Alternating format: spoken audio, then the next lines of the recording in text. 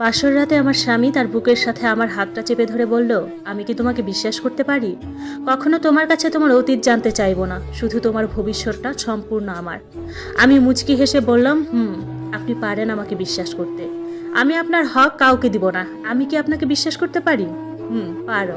আমি তোমার বিশ্বাসের মর্যাদা রাখার সর্বোচ্চ চেষ্টা করব।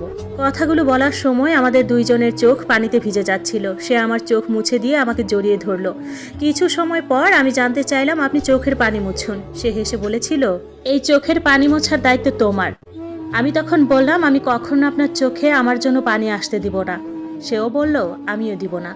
সেদিনের পর থেকে রোজ রাতে আমাকে জড়িয়ে ধরে আমার স্বামী বলতো, আমি বিশ্বাস করি তোমায়। আমিও তার কথায় মুচকি হাসি দিতাম।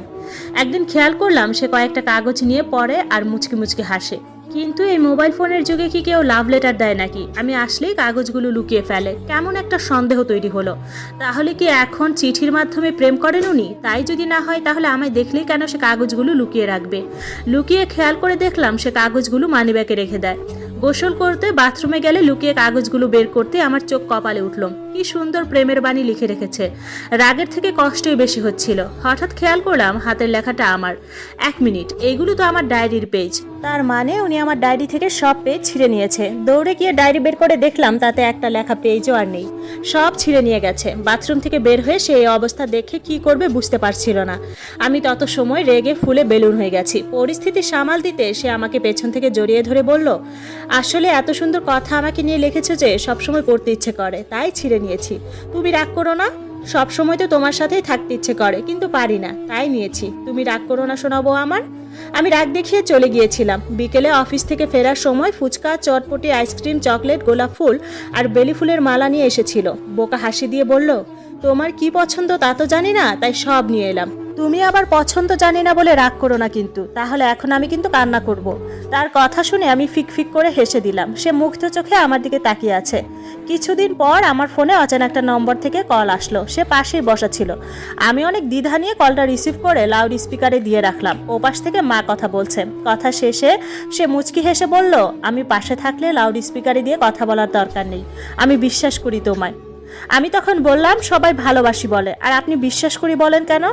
তখন সে বলল, ভালোবাসার রং বদলে যেতে পারে, কিন্তু বিশ্বাস বদলায় না। হয়তো ভেঙে যায়, নয়তো অক্ষত থাকে।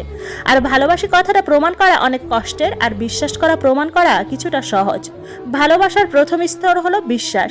বিশ্বাস না থাকলে কখনো ভালোবাসা থাকে না। তোমাকে যদি অন্য কোনো ছেলে বলে ভালোবাসে তোমায়, তখন তোমার মনে হবে আমি বিশ্বাস করি তোমায়। কারো সাথে ঘনিষ্ঠ হতে গেলেও এটা মনে পড়বে। আমি তার কথা শুনে আবেগে চোখের পানি ফেলেছিলাম। সে ব্যস্ত হয়ে পানি মুছতে লাগলো আর বলতে লাগলো, তোমাকে কি কষ্ট দিয়ে ফেললাম আমি? আমি মাথা নেড়ে না বলে তাকে জড়িয়ে ধরেছিলাম। সময়ের সাথে সাথে আমার সুখের সংসার পার হচ্ছিল, কিন্তু সুখ সবার কপালে সহ্য হয় না। একদিন দুইজনে ঘুরতে গিয়ে একটা গাড়ি আমাকে চাপা দিতে এগিয়ে এলো। আমাকে বাঁচাতে গিয়ে মানুষটা গাড়ির নিচে পড়ে গেল। আমি তার মাথাটা কোলে তুলে নিলাম। সে আমার দিকে তাকিয়ে বলল, আল্লাহ চাইলে আমাদের জান্নাতে দেখা হবে, আর তুমি আমার জন্য দোয়া করো। একটা কথা বলবো, আমি অনেক হিংসুটে। তোমার ভাগ কাউকে দিতে চাই না। আমি সত্যিই চাই না ওপারে কেউ তোমাকে দাবি করুক। আমি বিশ্বাস করি তোমায়। আমি তখন বললাম, তোমার কিচ্ছু হবে না, ভালো হয়ে যাবে ইনশাআল্লাহ। আমি সবাইকে জানিয়ে দিয়েছি। সবাই চলে আসলো বলে। লোকটা সেদিন আর কথা বলেনি। বিদায় নিয়ে চলে গেছে দুনিয়া থেকে। সেদিনের পর আরো 15টা বছর পার হয়ে গেল। আমার মা, বাবা, শ্বশুর, শাশুড়ি সকলে আমার জন্য পাত্র খোঁজে। আশেপাশের লোকজন বলে, তোমার বয়সী বার কত, আর একটা বিয়ে করে নাও। কিন্তু কাউকে নিয়ে কিছু ভাবতে গেলে আমার কানে একটাই কথা বাজে, আমি বিশ্বাস করি তোমায়, আমি বিশ্বাস করি তোমায়।